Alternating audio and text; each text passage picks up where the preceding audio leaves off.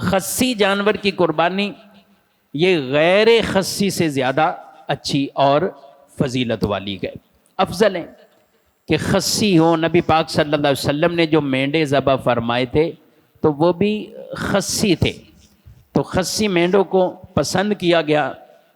بکروں میں بھی یہی مسئلہ ہے، خصی جانور کی قربانی غیر خصی سے یہ افضل ہے کہ ایسے ہی جانور کی قربانی کی جائے۔